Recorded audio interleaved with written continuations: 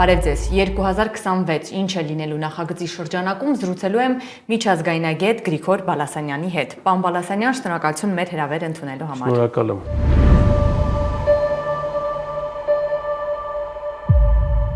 Եվ այսպես, պարոն Բալասանյան, սկսենք Հայաստանի ներքաղաքական իրադարձություններից, ներքաղաքական կյանքից։ 7 ամիս է, ինչ վարչապետ Նիկոլ Փաշինյանը հայտարարել է ամենայն հայոց կաթողիկոս Գարեգին II-ին վեհարանից հեռացնելու իր մտադրության մասին։ Բավական վճռական է իր հայտարարություններում, ասում է Գարեգին II-ը պետք է հեռանա, այլ տարբերակ չկա։ Ու չնայած իշխանության տարատեսակ ճնշումներին, բռնաճնշումներին, եկեղեցու այլ հոգևորականների նկատմամբ, Գարեգին II-ը մենք տեսնում ենք, որ դիմադրում է, բայց աճում է Փաշինյան կաթողիկոս լարվածությունը։ Ինչ է լինելու պետություն եկեղեցի հարաբերությունների հետ եւ ինչպես է հանգուցալուծվելու այս ճգնաժամը։ Այո, այնինչ կատարվում է հայ առաքելական եկեղեցու շուրջ, անշուշտ մտահոգիչ է։ Ես կարծում եմ, մենք 2026 թվականին կտեսնենք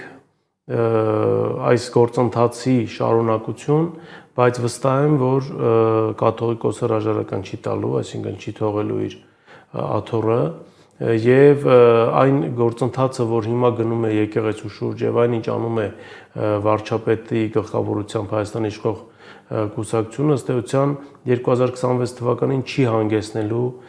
կաթողիկոսի փոփոխության։ Մենք դա տեսնում ենք արդեն տևական ժամանակ է, ամեն շաբաթ կիրակի տարբեր եկեղեցիներում պատարակներ են մատուցվում, բայց այս գործընթացը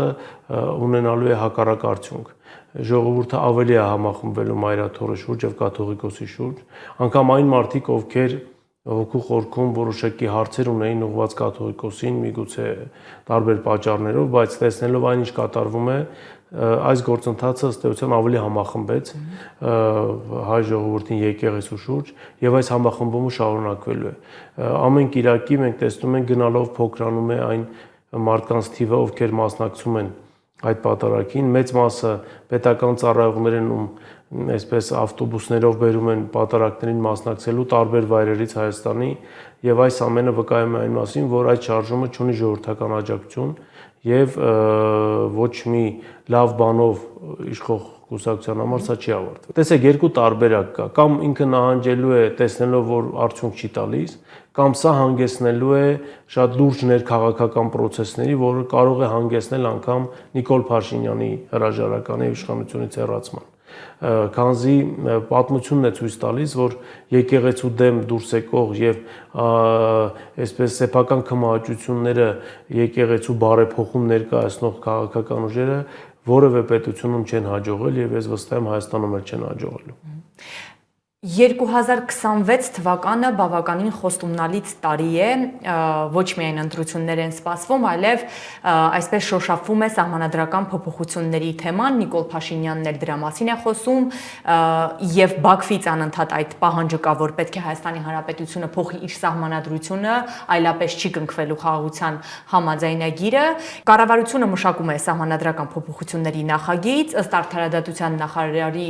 այն պատրաստ է լինելու 2026 թվականի մարտին եւ Փաշինյանն ասում է, որ այդ նոր տեքստում չի լինելու, չպետք է լինի անկախության հռչակագրին հղում, որում ի դեպ հենց Հայաստանի եւ Լեռնային Ղարաբաղի միավորման վերաբերյալ դրույթ կա, ինչից էլ այսպես ասած կարճում է Բաքուն եւ ասում է, որ պետք է այդ կետը անկախության հռչակագիրը սահմանադրությունից հանվի։ 2026 թվականին արդյոք կլինեն սահմանադրական փոփոխություններ եւ ինչից է դա կախված։ Տեսեք, դա կախված է առաջին հերթին նախընտրական այն գործընթացներից, որոնք այսօր արդեն տեսանելի են Հայաստանի քաղաքական դաշտում։ Ակնհայտ է, որ տեղի են ունենում խմբավորումներ, այսպես ընդդիմությունը կարծես թե քաղաքական կոնսուլտացիաներ է սկսել միասնական ճակատով հանդես գալու, եթե այսպես կլասիկ առումով ոչ միասնական, համենայն դեպս չխանգարելու միմյանց առաջիկա խորհրդարանական ընտրություններին, սահմանադրական բարեփոխումները տեղի կունենան, եթե Հայաստանում մինչև ընտրությունները, մինչև խորհրդարանական ընտրությունները չլինեն քաղաքական եւ ներքաղաքական վայրիվերումներ եւ ներքաղաքական լարվածություն։ Եթե եղավ լարվածություն եւ գործընթացը չգնաց մինչեւ ընտրությունները, ապա վստահաբար համանդրական բարեփոխումները եւս կարող են եւ չլինել։ Ուղղակի նաեւ այստեղ հարց է, թե ինչ այսպես գործընթացով է գնալու հենց նույն համանդրական փոփոխությունները, քանզի նոր տարբերակի հետ կապված շատ հարցեր կան։ Եվ հասկանալի չէ, եթե անկախության հռչակագիրը հանվում է սահմանադրությունից, ապա ինչի հիման վրա է Հայաստանը այդ դեպքում անկախացել եւ ինչպես է Հայաստանի Հանրապետությունը հռչակվել անկախ պետություն։ Սա եւս հարց է, այսինքն ինչ որ մի տեղից է անկախացել, թե ինչ որ մի հատ այսպես բնականon գործընթաց է եղել, ինչի հղումը հենց անկախության հռչակագիրն է։ Հարցերը շատ են, բայց ես կարծում եմ նաեւ դա կախված է լինելու մեկ այլ հանգամանքից, աշխարհակաղակական ինչպիսի փոփոխություններ կլինեն, քանզի արդեն տեսանելի է, որ 2026 թվականը հանգիստ տարի չի լինելու, բայց եւ միաժամանակ 2026 թվականը կարող է լինել նաեւ անկյունակարային ողջ երկրագնդի համար, երբ որոշ հարցերի մոտ, ինչպես ասում են, կետեր կդրվեն եւ անգամ աշխարհամասեր եւ տարածաշրջաններ կբաժանվեն ըստ ազդեցության գոտիների։ Կախված թե Հայաստանը որ ազդեցության գոտում կհայտնվի, դրանից էլ կախված կլինի առհասարակ կլինի արդյոք սահմանադրական փոփոխություններ թե ոչ։ Եթե Նիկոլ Փաշինյանը վերարտադրվում է, գնում է սահմանադրական փոփոխությունների։ Միանշանակ։ Եվ վստահ է, որ հանրակրվեն կանցնի։ Միանշանակ, քանզի եթե Նիկոլ Փաշինյանը վերընտրվում է կամ նրա գլխավորած կուսակցությունը կարողանում է հավաքել գոնե նվազագույն մեծամասնություն, ապա Նիկոլ Փաշինյանը սա ներկայացնելու է իբրև ժողովրդի կողմից իրեն տված քվե, հետևաբար ինքը ունենալու է իր կարծիքով բոլոր լեգիտիմ իրավունքները փոխել սահմանադրությունը կամ անել սահմանադրության հետ այն, ինչ ինքը ցանկանում է։ Հիմա գանք 2026-ի ընտրություններին։ Ինչ սցենարներ եք կանխատեսում, ինչ է սպասվում ընտրություններին։ Սցենարները տարբեր կարող են լինել, ինչպես արդեն ասեցի, եւ կարող են լինել նաեւ անակնկալներ նույն իշխող կուսակցության համար, քանզի այս պահին ակնհայտ է, որ իշխող կուսակցության մոտ նկատվում է լճացում։ Այս պահին ակնհայտ է, որ նրանք կտրվել են իրականությունից եւ այս պահին ակնհայտ է, որ ինչ որ առումով կարծես թե փորձ են անում կրկնել նաեւ նախորդ իշխող կուսակցության ճակատագիրը, երբ մի պահ եկավ, երբ բոլորը վստահ էին, որ իրենք դեռ մինչև 2030-ական թվականները իշխելու են եւ հիշում եք այդ հայտնի խոսքերը, որ բոլոր ճանապարհները հայտնի փողոցով էին անցնելու։ Բայց տեսանք, որ այդպես չեղավ։ Դա կախված նաեւ աշխարհակաղակական զարգացումների հետ։ Ներկայումս էլ երևում է, որ իշխող կուսակցության առանձին ներկայացուցիչներ իրականում կտրվել են իրականությունից։ Սա կարող է բերել համաժողովրդական բավականին լուրջ շարժման, որը կարող է նաեւ լինել ոչ մի կենտրոնից կառավարվող, այսինքն պարտադիր չի, որ այդ շարժումը ունենա ղեկավար։ Եվ սա ավելի վտանգավոր է սովորաբար բոլոր պետությունների համար, քանզի այդ շարժումները դժվար է մարել, քանզի չկա ղեկավար, ում միջոցով ում վրա ազդելով հնարավոր կլինի դա անել։ Դրա համար ես այդքան էլ վստահ չեմ, որ 2026 թվականի նախ խորհրդարանական ընտրություններում իշխող կուսակցությունը կարողանա հավաքել անհրաժեշտ ուրեմն ձայների, իհարկե դա կախված է լինելու նաև եւ ընդդիմությունից եւ բոլորից, եւ այստեղ ամենից կարեւոր մեխը պիտի լինի այն, որ պիտի ժողովրդին ուղղակի կոչ արվի գնալ ընտրությունների։ Ընտրությունների մասնակիցների մեծ թիվը հնարավորություն չի տալու տարբեր ընտրական տեխնոլոգիաներ կիրառելով ստեղծել կեղծ մեծամասնություն եւ կամ օժանդակ արբանյակ կուսակցությունների միջոցով մտնել խորհրդարան եւ վերցնել կրկին իշխանությունը։ Բայց նաեւ չեմ բացառում, ինչպես արդեն ասացի, որ կլինեն անակնկալներ եւ կարող է անգամ գործը միջև խորհրդարանական հերթական ընտրությունների չհասնել։ Այսինքն արտահերթ լինեն նույնիսկ։ Կարող է լինել արտահերթ, կարող են լինել ժողովրդական այնպիսի շարժում եւ այնպիսի հուզումներ, որ անգամ իշխանապողության կբերեն, այո, իշխանապողության, ոչ թե արտահերթ կլինի, այլ կարող է ձևավորվել ժամանակավոր ճգնաժամային, այսպես մի խորհուրդ, որն էլ հետո արդեն կկազմակերպի ընտրություններ, երբ դա արդեն պարզ կլինի գործընթացներից։ Դուք նաև ընդդիմությունից խոսեցիք, այսօր նշмарվում են, թե ինչ ընդդիմադիր ուժեր կան, որոնք ցանկանում են մասնակցել եւ ակնհայտորեն իշխանությունը ցույց է տալիս, որ այդ մարդկանցից վախենում է, այդ մարդկանց գործոնից վախենում է։ Ինչպես եք գնահատում տվյալ պարագայում այդ ընդդիմադիր գործիչների եղած պարագայում Փաշինյանի վերարտադրությունը բավական բարդ են լինելու այդ առումով ընտրությունները եւ ակնհայտ է, որ այդ բացարձակ մեծամասնությունը չի կարող ստանալ Փաշինյանը։ Այն որ բացարձակ մեծամասնություն չի կարող ստանալ, դա արդեն ակնհայտ է, դա արդեն երևում է, բայց այստեղ ընդդիմությունը շատ ճիշտ պիտի աշխատի։ Քարոզարշավի ժամանակ այն այսպես խաղաքարտը, որ օգտագործում է իշխող կուսակցությունը մարզերում ցույց տալով իր արած ասֆալտը եւ ցույց տալով այն դպրոցները, որոնք կառուցվում են առանց այսպես համապատասխան եւ պատշաճ ուսուցչական կազմ ներառելու, դրանք ուղղակի մնալու են իբրև շենքեր, քանզի եթե դու չունես բավարար ուսուցչական կազմ, բանիմաց եւ գրագետ ուսուցչական կազմ, հատկապես հեռավոր մարզերի մասին է խոսքը, դրանք ուղղակի արվում են արվելու համար եւ սա պիտի ընդդիմությունը օգտագործի, բայց ամենից կարեւորը որ պիտի արվի ընդդիմության կողմից դա նա է, որ այդ ամենը իրականում արվում է Հայաստանի պետական պարտքը ավելացնելու ճանապարհով, այսինքն այնպես չի որ դա խոսում է տնտեսության ակտիվության մասին, ոչ, այդ ասֆալտը պետական պարտք է, որը որ բոլորի պարտքն է, հետևաբար պարտքով լավություն անելը պիտի ստանա համապատասխան գնահատական։ Եթե ընդդիմությունը գնաց կրկին հին ճանապարհով, փորձելով արդարանալ, փորձելով այսպես ներկա նախքին բանի մեջ մտնել, երկխոսության մեջ մտնել, անկասկած պարտություն լինելու է։ Նոր մարտավարություն է պետք, եւ նորից եմ ասում, սա պիտի արվի հենց այն խաղաքարտերը օգտագործելով, որ փորձելու է օգտագործել իշխանությունը եւ ամենակարևորը սուբսիդիաներ հատկացնելը, ասֆալտապատում անելը, դա պիտի ներկայացվի ոչ թե լավություն ժողովրդին, այլ տարածքային կառավարման նախարարությունը հենց էդ էլ պիտի աներ, այսինքն դա է իր ֆունկցիան, դրա համար են իրենք ստանում իրենց աշխատավարձերը եւ պարգևավճարները։ Հետընտրական ինչ զարգացումներ կարող են լինել, այսինքն այստեղ երկու տարբերակ կա։ Ինչ է լինում, եթե Փաշինյանը կրկին վերարտադրվում է, եւ ինչ է լինում, եթե ընդդիմությանը հաջողվում է կոալիցիայով ամենայն հավանականությամբ իշխանությունը վերցնել։ Տեսեք, այստեղ հետաքրքիր հարց եք տալիս, ես դա կկապեմ արտաքին գործոնների հետ։ Համենայն դեպս աշխարհաքաղաքական կենտրոններից այս պահին Եվրոպական միությունը իր այս տարօրինակ ակտիվությամբ բացահայտ ցույց է տալիս եւ հղում անելով մոլդովական սցենարին, բացահայտ ցույց է տալիս, որ ինքը ամեն պարագայում ճանաչելու է ընտրությունները։ Եթե իշխող կուսակցությունը ցանկացած ընտրախախտումներով կարողացավ վերցնել իշխանությունը, եթե Եվրոպական միության համար ում իրականում Թրամփը համարում է ժողովրդավարության թշնամի եւ ճիշտ է անում, եթե իրենց համար կուսակցության Մոլդովայում ընտրություններից 2 օր առաջ մեկնարկից հանելը համարվում է ժողովրդավարական գործընթաց, ապա մենք նման ժողովրդավարությունների հետ որևէ ընդհանուր բան ունենալ չենք կարող։ Այստեղ ընդդիմությունը հստակ մեսիջներ պիտի հղի Եվրոպական միությանը եւ հստակ մեսիջներ պիտի հղի Հայաստանում Եվրոպական միության դեսպանին, չփորձել միջամտել Հայաստանի ընտրություններին եւ չփորձել Հայաստանի ընտրությունները օգտագործել սեփական աշխարհաքաղաքական ցանկություններին հագուրտ տալու համար։ Դրա համար ցանկացած ընտրության արդյունք, եթե ընդդիմությունը վերցնում է իշխանությունը, դի պաշտոնապես ճանաչվի Եվրոպական միության կողմից։ Եթե Եվրոպական միությունը գնաց Ուկրաինայի սցենարով, հաղթած ուժերին չճանաչեց իշխանություն եւ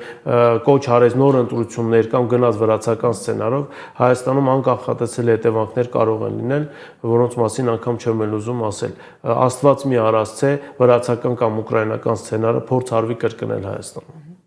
Բայց եթե Փաշինյանը վերարտադրվում է, ակնհայտ է, որ բռնաճնշումների նոր առիթ է սկսել։ Եթե իշխող կուսակցությունը վերարտադրվում է, ապա այն ինչ որ մենք հիմա տեսնում ենք, դա նոր թափով է շարունակվելու։ Ադրբեջանի հետ կրկին այսպես կոնսենսուս -1, այսինքն -1-ը Հայաստանն է։ Ադրբեջանը ինչ ցանկացավ տալու են, եթե իշխող կուսակցությունը վերարտադրվեց, ապա ադրբեջանական էներգակիրների ասեղի վրա է նստելու Հայաստանը։ հրաժարվելով ավանդական ռուսական էներգակիրներից եւ նաեւ Իրան-Հայաստան գազատարն է դադարեցնելու իր աշխատանքը եւ նաեւ այն շրջափակումը, որ այսօր կա, շրջափակումը ավելի է սաստկանալու, քանզի Վրաստանի հետ այսօր ունենք առանց այն էլ բարդ հարաբերություններ եւ եթե այստեղ Եվրոպական միությունը կարողանում է իր սցենարով առաջ տանել, ապա Վրաստանի հետ հարաբերությունները դառնում են ծայր աստիճան լարված, դա նշանակում է, որ Իրանի հետ էլ լարվելու են բնականաբար հարաբերությունները, Հայաստանը հայտնվելու է տոտալ շրջափակման պարագայում եւ պայմաններում միակույսը եւ միակ հայացք ուղղելով դեպի Ադրբեջան եւ Թուրքիա եւ այսպես հուսալով եւ փորձելով ստանալ նրանց գտասրտությունը։ Հիմա գանք մեր հարևաններին եւ հասկանանք, թե ինչ տիպի հարաբերություններ ունենք այդ հարևանների հետ եւ ինչպիսի զարգացումներ կարող են լինել, ոչ ուղիղ, բայց կրկին մեզ հարևան Ռուսաստանից սկսենք։ Ակնհայտ է, որ վերջին տարիներին ամեն դեպքում լարվածություն կա այս հարաբերություններում ու քանի որ 2026-ը ընտրական տարի է, ինչպիսի սցենարներ կարող են լինել այս հարաբերությունները կրկին այս լարման մթնոլորտում են լինելու, կտրուկ վայրիվերումներ կլինեն թե ոչ եւ ինչ սցենարներ կարող են լինել Մոսկվա-Երևան հարաբերություններում։ Գիտեք, արդեն նախանշանները կան, որ այդ հարաբերությունները այսպես համենայն դեպս վերելք չեն ապրելու։ Արդեն եթե խոսվում է ադրբեջանական էներգակիրների մասին, դա բնական է սկզբից պիտի խոսվի իբրև այլընտրանք։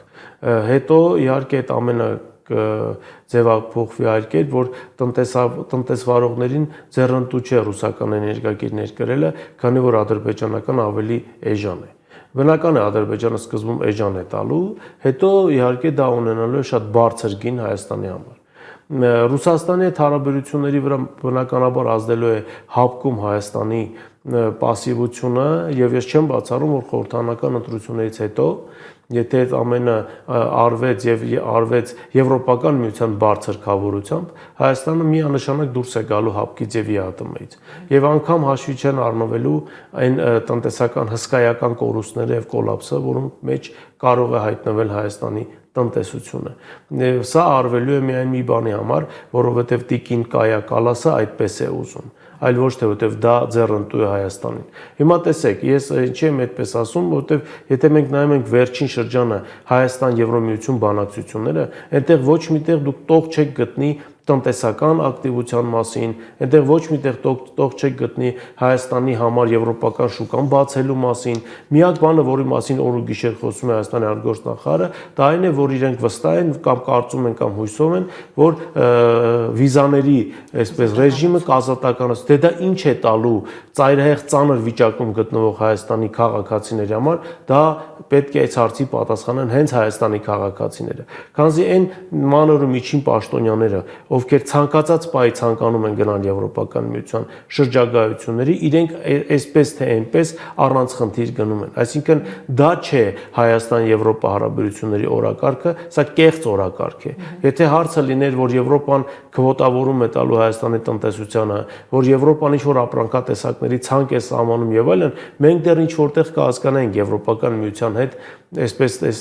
վերջի շրջանում տարօրինակ ակտիվությունը, բայց այն ինչ որ գրած է Եվրոպական միության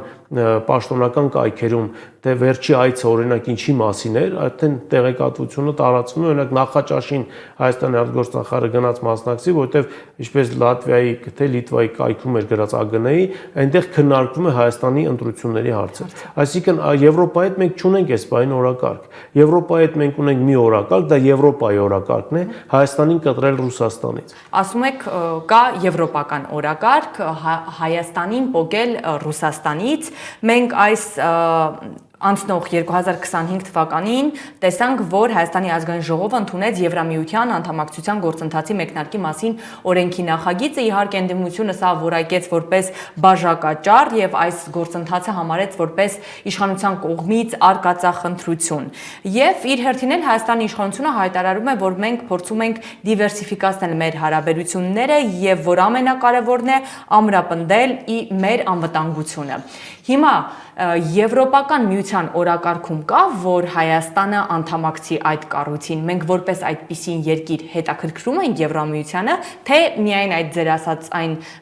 սցենարն է, որ պետք է մեզ ամեն կերպ թշնամացնել Մոսկվայի հետ։ Եվրոպական միությունը չունի նման օրակարգ, ավելին, Եվրոպական միության ընդլայնման քաղաքականության եւ ծրագրերի մեջ վերջին երկիրը, որ պիտի անդամակցի Եվրոպական միությանը, դա Չեռնոգորիան է։ Ասում են, ինչպես ասում է Կայա Կալասը, որ հնարավոր է 27 թվականին որոշակյանը Մոլդովայի անդամակցության հարցը, այն էլ դեռ հայտնի չէ թե երբ։ Այսինքն նվազագույնը մինչև 2030 թվականը Հայաստանը Եվրոպական միության անդամ չի դառնալու։ Սա ուղիղ է պետք ասել։ Իսկ եվրոպացիները իրենց հաշվարկներն ունեն։ Եվրոպացիներն անում են այն, ինչ արել են 100 տարի առաջ, որ մենք ունենք խնդիր ռուսների հետ, բայց դրա համար դուք պիտի բարեկամանաք թուրքերի հետ, որպեսզի ռուսական այսպես հետքը այստեղից վերացնենք։ Հիմա էլ անում են նույնը եւ անում է անթակույց։ Ինչ որ մտածածին հիբրիդային պատերազմներ են հորինել եւ այդ իրենք ողջ այսպես ներուժով պայքարում են այդ պատերազմների դեմ։ Հիմա Եվրոպական միության հետ կապված մի հատ շատ այսպես բան կա, ժողովրդական խոսք կա, որ ասում են, ինչպես ասում են, քաչալ եթե ճար ունենա իր համար կանի։ Հիմա նույն Եվրոպական միությունը այսօր եթե ճար ունենա, Ուկրաինայի համար կապահովի անվտանգություն։ Այսօր Եվրոպական միություն Ուկրաինա հարաբերությունները գտնվում են բարձրագույն մակարդակի վրա։ Դրանից այն կողմ միայն ԵՄ անդամակցությունն է։ Եվրոպական միության բոլոր անվտանգային փաստաթղթերը եւ հոդվածների տակ Ուկրաինան ներառված է։ Ուկրաինան այսօր անվտանգ է։ Ուկրաինայի տարածքային ամբողջականությունը արդյոք այսօր պահպանվում է։ Իհարկե ոչ։ Ավելին ամեն օր Ուկրաինան նոր հողեր է կորցնում։ Բայց եվրոպացիներն ասում են դե մենք ձեր կողքին ենք, վստահ եղեք, որ մենք միջև վերջին ուկրաինացին պայքարելու ենք։ Հիմա Եվրոպական միության քաղաքականությունը Հայաստանի հետ կապված, եկեք տեսնենք Վրաստանում ինչ եղավ։ Ինչու հանկարծ Վրաստան Եվրոպական միություն հարաբերությունները սառեցին, որովհետև Բիձինա Իվանիշվիլին կոնկրետ առաջարկ էր արվել, երկրորդ ճակատ բացել Ռուսաստանի դեմ, պարտիզանություն անել անտառներում, մենք ասել էին մեկա, դուք մի քանի միլիոն եք, այդքան արագ ձեզ չեն կոտորի։ Ցինիկությունը դարձել է միջազգային հարաբերություններին ուղեկցող կարևորագույն գործոն։ Եվ մենք փոխանակ ծանր ու թեթև անենք, տեսնենք թե իրականում ինչ է կատարվում մեր շուրջը, մենք ինքներս մեզ մի օր որոշել ենք, որ մենք պիտի դառնանք Եվրոպական միության անդամ։ Մեզ կանչում են, մեզ սպասում են, մեզ տեսնում են։ Այդ հարցը ոչ ոքի չի հետաքրքրում։ Ակնհայտ է, որ սա կեղծ օրակարգ է։ Սա կեղծ օրակարգ է եւ այս ամենը լավ տեղ չի տանելու։ Իհարկե մենք հասցնելու ենք բոլորի հետ մեր հարաբերությունները վատացնել, բայց մենք չենք տեսնելու Բրյուսելը եւ մեր դրոշը չի ծածանվելու Բրյուսելում։ Սա այն է, ինչ պիտի իմանա Հայաստանի շարքային քաղաքացին 2026 թվականի ընտրությունների ժամանակ իր ընտրությունը կատարելիս։ Հիմա գանք տարածաշրջան, որտեղ առաջ է տարվում խաղաղության օրակարգը եւ Նիկոլ Փաշինյանը վերջին տարիներին Արցախյան պատերազմից հետո ոչ միայն հարաբերությունների կարգավորման գործընթաց է սկսել Բաքվի հետ, այլև պաշտոնական Անկարայի հետ, բայց միջև Բաքուն նախ ուզում եմ հայ-թուրքական հարաբերություններից խոսենք, որի շուրջ ակտիվ, այսպես երևում է, թե բանակցություններ կան, նույնիսկ պայմանավորվածություն կար երրորդ երկրների քաղաքացիների համար սահմանը բացել, բայց տեսնում ենք, որ այդ ամենը ընդամենը թղթի վրա գրված այդպես էլ մնաց եւ դա հերիք չէ, Թուրքիայից պարբերաբար են հայտարարում, որ փաստացի հայ-թուրքական հարաբերությունների կարգավորման գործընթացը ուղիղ կախված է հայ-ադրբեջանական հարաբերություններից, մասնավորապես խաղաղության համաձայնագրի կնքումից։ Այսինքն միջև այդ համաձայնագիրը չի կնքվում, Անկարան նույնիսկ չի էլ մտածում մեզ հետ հարաբերություններ կարգավորել։ Բայց առհասարակ ուզում եմ հասկանալ, Թուրքիան ուզում է Հայաստանի հետ հարաբերություններ կարգավորել, թե ոչ։ Ոչ։ 2026-ին էլ չի կարգավորելու, 2027-ին էլ չի կարգավորելու, բայց դրա փոխարեն առավելագույնը ստանալու է ամեն ինչ Հայաստանից եւ ոչ միայն իր համար, այլև Ադրբեջանի։ Թուրք-ադրբեջանական տանդեմը հետաքրքիր խաղ է սկսել։ Ադրբեջանն ասում է մենք խաղաղության պայմանագրում կստորագրենք, երբ որ դուք էլ թուրքերի հետ ձեր հարաբերությունները կարգավորեք։ Թուրքիան էլ ասում է մենք կբացենք սահմանը, եթե դուք Ադրբեջանի հետ։ Սա փակ այսպես տեղապտույտ է, որի մեջ գցել են Հայաստանին, բայց ամենից ցավալին այստեղ այն է, որ մենք մեր ոտով ենք ընկել այդ տեղապտույտի մեջ։ Ով էր խնդրում մեզ հայտարարել հայ-թուրքական հաշտեցման գործընթաց սկսելու մասին։ Իբր բոլոր հարցերը լուծել վերջացրել էինք, մնացել էր հայ-թուրքական հաշտեցման գործընթացը։ Իսկ միգուցե վերադառնանք իմ նախորդ խոսքին, որ մենք խնդիր ունենք ռուսների հետ, դրա համար դուք պիտի թուրքերի հետ ձեր հարաբերությունները լավացնեք։ Միգուցե այս մեխանիզմն է աշխատում։ Տեսեք, Թուրքիայի քաղաքականության մասին մենք մի այսպես օրինակով փորձենք հասկանալ։ Թուրքիան պատրաստ է բացել սահմանը Հայաստանի հետ։ 2-3 օր է ողջ մեդիադաշտը փոթորկվել է թուրքական շտապօգնության ավտոմեքենայի մասին տեսանյութով։ Այդպես փորձեցին ազդել ժողովրդի խղճի վրա, դե մարդեր վատացել էր Ֆրանսիայից թուրքական ռեանիմոբիլով, չգիտես ինչպես 3900 կիլոմետր բերեցին, հասցրեցին, բայց երբ որ հասցրել էին Թուրքիա, անգամ Թուրքիան իր սահմանը չէր բացել, որ այսպես ծայրահեղ ծանր հիվանդին մարգարայով մտցնեն Հայաստան։ Մի բան էլ 24 ժամ էլ պահանջվել էր Վրաստանով պտտվելու եւ Հայաստան գալու համար։ Սա նշանակում է, որ Թուրքիան որևէ պարագայում ոչ Հայաստանի քաղաքացիների, ոչ երրորդ երկրների համար չի բացելու այդ սահմանը, քանզի իր համար դա հետաքրքիր չէ։ Տնտեսական առումով էլ հետաքրքիր չէ, Հայաստանի շուկան այն շուկան չի, որի համար թուրքերը այսպես կռիվ տան, բայց հայ-թուրքական սահմանը դարձնելու է իր քաղաքական կմահաճությունների գերի Էրդողանը եւ ամեն ինչ անելու է, Արարատը հանեցին, ես վստահ եմ ցեղասպանության հիշատակի օրն էլ կպարտադրեն, որ հանեն, դպրոցական դասագրքերից Մեսրոպ Մաշտոց են հանում, չգիտեմ, տարբեր բաներ։ Էրդողանը այսպես ոսկե ձկնիկ է բռնել իդեմս Հայաստանի եւ ինչ ցանկություն ունի այդ ոսկե ձկնիկը կատարում է, դրա դիմաց չստանալով ոչինչ։ Հետեւաբար ինչու պիտի բացի սահմանը եւ մի բան էլ այսպես վատացնի հարաբերությունները Ալիևի հետ, որտեղ Ալիևը կարող է չհասկանալ։ Իսկ մեր խնդիրը ուրիշ պիտի լիներ։ Մեր խնդիրը պիտի լիներ խաղալ Թուրքիայի եւ Ադրբեջանի հակասությունների վրա եւ հայ-թուրքական սահմանի բացումը չկապել հայ-ադրբեջանական խաղաղության պայմանագրի հետ։ Քանզի Էրդողանին պետք էր սահմանը բացել Եվրոմիությանը ցույց տալ համար, որ ինքը ժողովրդավարական պետության ղեկավար է։ Մենք էլ դա պիտի օգտագործեինք Էրդողանին մեզնից կախվածության մեջ գցելու, ոչ թե մենք կախվածության մեջ ընկնեինք Էրդողանից։ Բայց կարծում եմ արդեն գնացքը գնացել է եւ հիմա խոսել են մասին, որ հայ-թուրքական հարաբերությունները կարող են կարգավորվել, դա նվազագույնը քաղաքական կարճատեսություն կլինի մեր կողմից։ Հիմա հայ-ադրբեջանական հարաբերությունների մասին Վաշինգտոնում նախ ստորագրվեց խաղաղության համաձայնագիրը եւ Նիկոլ Փաշինյանը ամեն օր հայտարարում է, որ ինքը պատրաստ է արդեն նաեւ ստորագրել եւ այսպիսի մի խոսք կա, խաղաղություն է մուրում Բաքվից, բայց Բաքուն անverջ նախապայմաններ ունի եւ դրանցից ամենահնչեղը, ինչպես արդեն նշեցի, սահմանադրության փոփոխությունն է, ըստ որի իբրև թե Հայաստանի սահմանադրությունում կա տարածքային նկրտումներ, տարածքային պահանջներ Ադրբեջանի դեմ։ 2026 թվականին կախված նաեւ ընտրությունների գործոնը եւ այլն։ Ինչ է սպասվում, արդյոք կնքվելու է հայ-ադրբեջանական այսպես կոչված խաղաղության համաձայնագիրը։ Ես մի քիչ վատատես եմ այդ առումով, խաղաղության համաձայնագիր չի ստորագրվելու, ոչ թե նրա համար, որ ինչ-որ պայմաններ կան եւ այլն, այլ որովհետեւ Ալիևը ըստ էության շահագրգռված չի խաղաղության պայմանագրի ստորագրմամբ։ Տեսեք, այն ինչ որ կատարվեց Տավուշում, Ալիևը այդ մասին հարցազրույց տվեց իր երկրի լրատվամիջոցներին եւ մի բառ ասեց։ Ասեց, տեսակ ես ինչպես մատի մի շարժումով Ղազախի 4 գյուղերը բերեցի, առանց պայմանագիր, առանց ինչ-որ բան ստորագրելու։ Ալիևի ինչին է պետք ստորագրել պայմանագիր եւ մտնել ինչ-որ միջազգային պարտավորությունների տակ։ Եթե ինքը համոզել է Հայաստանին, որ ամեն քար ու թուփի համար առանձին քարտեզ կարելի է կիրառել սահմանազատում իրականացնելու համար։ Բայց այստեղ մի հատ ավելի կարևոր եւ վտանգավոր բան կա Հայաստանի համար։ Իսկ Ադրբեջանը երբ է փոխելու իր սահմանադրությունը։ Չէ՞ որ այն խաղաղության գործընթացը, որը նաեւ ներառում է սահմանազատում եւ սահմանագծում, դա ամբողջությամբ 100%-ով հակասում է Ադրբեջանի սահմանադրությանը։ Քանզի այդ սահմանները Ադրբեջանի սահմանադրությամբ հայտարարված չեն Ադրբեջանի սահմաններ։ Բայց այդ մենք որ սահմանների մասին ենք խոսում եւ որ սահմաններն ենք սահմանագծում եւ սահմանազատում։ Լավ էս պարզ ճշմարտությունը մի օր հնարավոր չէ Ադրբեջանի ղեկավարի ճակատին ասել։ Եվ նաև միջազգային այդ բոլոր մանր ու միջին միջնորդներին ցույց տալ, որ երբ Ադրբեջանը կփոխի սեփական սահմանադրությունը, նոր այդ ժամանակ մենք կսկսենք խոսել խաղաղության գործընթացի մասին։ Ինչ խաղաղության գործընթաց կամ ինչ սահմաններ։ 18 թվականի սահմաններով, որ Ադրբեջանը համարում է իրեն այդ 18 թվի Ադրբեջանի իրավաճորդ, Ղազախ քաղաքը գտնվում էր Հայաստանի Հանրապետության տարածքում։ Դե ուրեմն ինքը պիտի դուրս գա այդտեղից եւ զորքերը դուրս բերի, որովհետեւ դա Իրանը չի ներկայումս։ Կամ երբ որ մենք խոսում ենք հայ-ադրբեջանական բանակցային գործընթացի եւ սահմանազատման մասին, այդ դեպքում որ քարտեզով է իրականացվելու այդ սահմանազատումը։ Դրա պատասխանը ոչ ոք չունի։ 300,000 փախստականներ են դեպքում, երբ որ ադրբեջանցիներ Հայաստանում ապրել են առավելագույնը 180,000։ Իսկ 500,000-անոց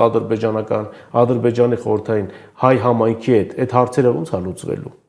Այդ գույքային պարտավորությունները, որ Ադրբեջանը այդպես ռազմատուգանքներ է սահմանել ինքն իրեն Հայաստանի համար, իսկ Բաքվի կենտրոնում եւ Ադրբեջանի մյուս տարածքներում հայերի սխալած գույքի համար ով պիտի պատասխան տա։ Արցախում մշակութային ցեղասպանության համար, մշակութային արժեքների, որոնք մտցված են ՅՈՒՆԵՍԿՕ-ի ոչ այսպես նյութական արժեքների ցանկի մեջ, ով պիտի պատասխան տա։ Ինչ խաղաղության գործընթաց։ Սա իմիտացիա է ըստ էության։ Ադրբեջանը կարողացել է համոզել միջազգային հանրությանը, օգտվելով նաև Թրամփի փառասեր լինելու հանգամանքից, որ տեսեք, մենք ձեր մոտ սա ստորագրում ենք, բայց սրա կյանքը, ինչպես ասում են, սա ունենալու է թիթեռի կյանք։ Քանզի Ադրբեջանը ինքը շահագրգռված չէ այդ խաղաղությամբ։ Նույնիսկ եթե Փաշինյանը վերընտրվում է, վերարտադրվում է։ Այո, այսինքն մի պարագայում դա կարող է ստորագրվել, բայց դա արդեն չի լինի խաղաղության պայմանագիր, դա կլինի կապիտուլյացիա, որտեղ Ադրբեջան առաջ է քաշելու Սևանա լճի հարցը, Ադրբեջան առաջ է քաշելու 300,000 փախստականների ադրբեջանցիների իրենց պատմական հայրենիք վերադառնալու հարցը, Ադրբեջան առաջ է քաշելու այդքանի պարագայում Հայաստանում երկրորդ պաշտոնական լեզուն, պետական լեզուն ադրբեջաներեն մտցնելու հարցը, լիքը տարբեր հարցեր։ Դեռ Ալիևը կարծում եմ շատ ֆանտազիաներ ունի Միջանցքի հետ կապված նաև իրենց պահանջը թուրք-ադրբեջանական։ Դա ըստ էության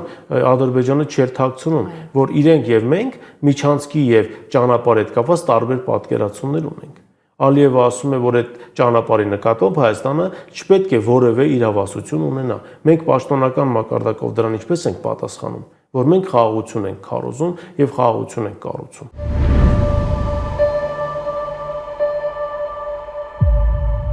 Հիմա գանք նոր աշխարհակարգի ձևավորմանը, որը վերջին տարիներին այսպես ակտիվորեն ձևավորվում է եւ բնականաբար դեռ տարիներ էլ կպահանջվեն, որ այս գործընթացը ավարտվի եւ ուզում եմ կենտրոնանանք ռուս-ուկրաինական պատերազմի վրա, որը շուրջ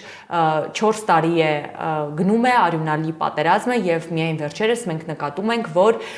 Միացյալ Նահանգների նախագահը Դոնալդ Թրամփը փորձում է կարգավորել այդ հակամարտությունը եւ այսպես ասած խաղաղություն հաստատել, իհարկե դրա վերաբերյալ շատ տարբեր կարծիքներ կան, թե պաշտոնական Մոսկվայում, թե Եվրոպայում ու թե նաև Ուկրաինայում։ Եվրոպան բավական թերահավատ է այս Թրամփի պլանին։ Մոսկվան իհարկե հայտարարում է, որ պատրաստ է խաղաղության եւ լուրջ լուծումների, բայց նաև ունի իր շահերը, բայց այդ կառուցողական մոտեցումը Մոսկվայի դեպքում շատ ավելի տեսանելի է, քան օրինակ Եվրոպայի եւ Ուկրաինայի նախագահի կողմից։ Դուք ինչ եք կարծում, ի վերջո ինչ է լինելու Թրամփի պլանի հետ, արդյոք օրինակ Միացյալ Նահանգների նախագահին հաջողվելու է իսկապես այդ ռազմաճակատում լրացնել այդ կրակը եւ խաղաղության հասնել։ Ես այդ առումով եւս մի փոքր այսպես վատատես եմ, ռազմական գործողությունները շարունակվելու են։ Քանզի այն պայմանները, որ առաջ է քաշում Մոսկվան, դա այն է, որ պայմանագրի հիմքում պիտի դրվեն այս պատերազմի սկզբնապատճառները։ Սկզբնապատճառներից մեկը Ուկրաինայում ռուսալեզու բնակչության իրավունքների պաշտպանություններ եւ մայրենի լեզվով կրթություն ստանալու իրավունքը։ Նախորդին Ուկրաինայի Ռադան օրենքով ռուսաց լեզուն հանեց այն լեզուների ցանկից, որոնք պետական պաշտպանության տակ են գտնվում։ Այսինքն արդեն Զելենսկին այդ մի կետը խախտել է։ Ես թերահավատ եմ, թե Զելենսկին կհամաձայնվի զորքերը դուրս բերել Դոնբասից, քանզի դա իր համար կլինի քաղաքական մահ ըստ էության։ ՆԱՏՕ-ի հետ կապված կարծես թե համաձայնվել է, որ ՆԱՏՕ-ի անդամ չպիտի լինի, բայց մյուս կողմից ասում է դե յուրե եւ դե ֆակտո մենք երբեք Դոնբասը չենք ճանաչելու Ռուսաստանի կազմում, այսինքն այստեղ եւս գործընթացը մտնում է փակ ուղի։ Դրա համար Ռուսաստանի նախագահի հրամանը շարունակել ռազմական գործողությունները շատ բանի մասին են խոսում։ Վստահ եմ, եթե հնարավորություն լիներ կանգնեցնել պատերազմը, Ռուսաստանի նախագահը նման հրաման ուղիղ եթերում չէր տա զորքերին։ Դա նշանակում է, որ դիվանագիտական խողովակներով իրենք արդեն փոխանցել են Թրամփին, որ իրենք ռազմական գործողությունները չեն կանգնեցնելու։ Եվ ամեն օր ռազմական գործողություններ չկանգնեցնելը Ուկրաինայի համար արժենում է նոր տարածքներ։ Բայց ցանկացած պատերազմ մի օր ավարտվում է։ եւ ուկրաինական պատերազմն էլ անշուշտ ավարտվելու, բայց թե ինչ պայմաններով է դա ավարտվելու, դա արդյոք կլինի ուղակի շփման գծի սառեցում, ինչպես եղավ հյուսիսային եւ հարավային Կորեաների միջև, թե դա կլինի լիակատար խաղաղության պայմանագիր, այս բանը դժվար է ասել, բայց արդեն առաջին կետի հետ կապված Մոսկվան նշել է, որ սառեցում չի լինելու կոնֆլիկտի։ Կարծես թե այս անգամ Ռուսաստանի Դաշնությունը մտադիր է միջև վերջ գնալ եւ անգամ հիշում եք Ռուսաստանի նախագահի ելույթը, որ եթե Եվրոպան պատերազմ է ուզում, մենք հենց հիմա կարող ենք պատերազմ հայտարարել նրան։ Դա նշանակում է, որ իրենք զգացել են իրենց վստահությունը սեփական ուժերի նկատմամբ, այսօր տեխնիկական այսպես առավելությունը ռուսական բանակի մեկը կարծեմ 4-ի հարաբերակցությամբ է եւ անգամ եվրոպական երկրների նկատմամբ ունի նման առավելություն։ Հետևաբար այս պահին թելադրողը ինքն է լինելու եւ Տրամպի այս հուսահատ քայլերը վկայում են այն մասին, որ նա գոնե ինչ-որ մի բան փորձում է փոկել, որպեսզի իր նախընտրական խոստումներից մեկն էլ փորձի կատարած համարել, բայց լիակատար խաղաղություն 26 թվականին ցավոք դեռ մենք չենք տեսնի։ Եթե անգամ Թրամփը դադարեցնում է բոլոր տեսակի օգնությունը Կիևին, այո, որովհետև Կիևը չի որոշողը, որոշում են Եվրոմիությունը եւ նրա չինովնիկները։ Իսկ նրանց համար կենաց եւ մահով պայքար է Ուկրաինայում պատերազմը շարունակելը։ Հակառակ պարագայում, եթե կնքվեց խաղաղություն, իրենք չեն լինելու սեղանի շուրջ, բնականաբար, եւ դա իրենց համար արժանալու է պաշտոններ, որ իրենք չեն ուզում։ Եվ նաև անդրադառնանք Միացյալ Նահանգներ Չինաստան հարաբերություններին Թրամփի վերընտրվելուց հետո այսպես բավականին ակտիվացավ, եթե կարելի է այդպես ձևակերպել ԱՄՆ Չինաստան առևտրային պատերազմը եւ բավական երկար ժամանակ տևեց այդ լարվածությունը Թրամփը գարնանը հայտարարում էր, որ Միացյալ Նահանգների եւ Չինաստանի միջև հարաբերությունները շատ լավն են, մենք չենք ցանկանում վնաս հասցնել Չինաստանին։ Հիմա արդեն Թրամփը հայտարարում է, որ հարաբերություններում ամեն ինչ լավ կլինի, սակայն դրա համար հարկավոր է արդար համաձայնագիր կնքել։ Ես ուզում եմ հասկանալ, Թրամփը կենտրոնացնելու է ԱՄՆ-ի բոլոր կամ հիմնական ռեսուրսները ընդդեմ Չինաստանի եւ ինչ է սպասվում։ Հնարավոր է այս տնտեսական պատերազմը վերածվի այլ բանի, թե այս մակարդակում էլ մնալու է։ Չէ, չեմ կարծում, թե տնտեսական պատերազմը կվերածվի ռազմական բախման, քանզի դա ոչ մեկին պետք չի, ոչ Միացյալ Նահանգներին, ոչ Չինաստանին, ինչ որ մի հատ փոքր կղզու համար նրանք բնականաբար այդ պատերազմը չեն վարի։ Չինաստանը կփորձի տնտեսապես ճնշել եւ խեղդել Թայվանին եւ ինչ որ մի պահի հասնել նրան, որ այնտեղ անցկացված խորհրդարանական ընտրությունների արդյունքում Թայվանը հոժարակամ կմտնի Չինաստանի կազմից, ինչպես եղավ օրինակ Հոնկոնգի, Մակաոյի եւ մյուսների դեպքում։ Ինչ վերաբերում է ԱՄՆ-Չինաստան տնտեսական պատերազմին, Տրամփի քաղաքականությունը ցույց տվեց, որ այսօր Չինաստանի տնտեսությունը հասել է հզորության այնպիսի գագաթնակետի, որ անգամ 500%-անոց մաքսատուրքերի մտցնումը չինական ապրանքների համար Միացյալ Նահանգներին ոչինչ չտվեց մի պարզ պատճառով։ Միացյալ Նահանգների շուկայում արկա ամերիկյան արտադրանքի ճնշող մեծամասնություն ունի չինական ծագում։ Ավելին, այսօր ամերիկյան էլեկտրամեքենաների առաջատար Տեսլան կամ միակ մոդել Տեսլան ամբողջությամբ կախված է չինական լիթիումից, որովհետև առանց դրա այդ մեքենաները հնարավոր չի լինի արտադրել։ Ուկրաինայում էին լիթիումի հանքեր գտել եւ դրա վրա էր Տրամփի հույսը, այն էլ այդ գյուղերը վերցրեցին ռուսական ուժերը եւ հիմա այնտեղ էլ Տրամփը ստիպված է լինելու գնալ Ռուսաստանի հետ ինչ-որ հարաբերությունների կարգավորման, որպեսզի համատեղ շահագործեն այդ հանքերը։ Իսկ Չինաստանի հետ տնտեսական պատերազմին ուղղակի Միացյալ Նահանգները չի կարող դիմանալ։ Արդեն Բայդենի վարած քաղաքականությունը հարավ-արևելյան Ասիայում որոշակի լրջագույն փոփոխություններ է մտցրել։ Օրինակ, իրենց դաշնակիցներ ASEAN-ի գծով Ինդոնեզիան ու Մալազիան Չինաստանի հետ արտաքին իրենց առևտրաշրջանառության մեջ համաձայնվել են վճարումը կատարել չինական յուանով, հրաժարվելով դոլարից։ Սա Միացյալ Նահանգների տնտեսության համար սարսափելի հետևանքներ կարող է ունենալ։ Դրան գումարած Տրամփը լավ հասկանում է, Չինաստանի նկատմամբ ճնշումը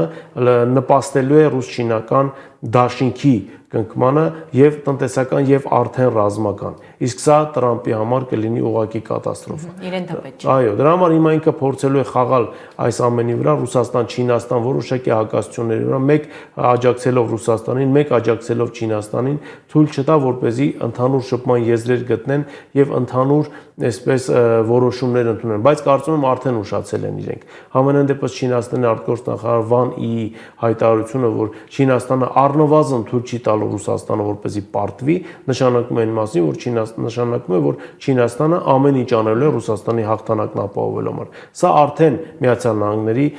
քաղաքականության ձախողումն է։ Ու քանի որ մենք խոսում ենք նոր աշխարհակարգի ձևավորման մասին, ամփոփելով զրույցը, դուք ինչ սցենարներ եք կանխատեսում, հնարավոր է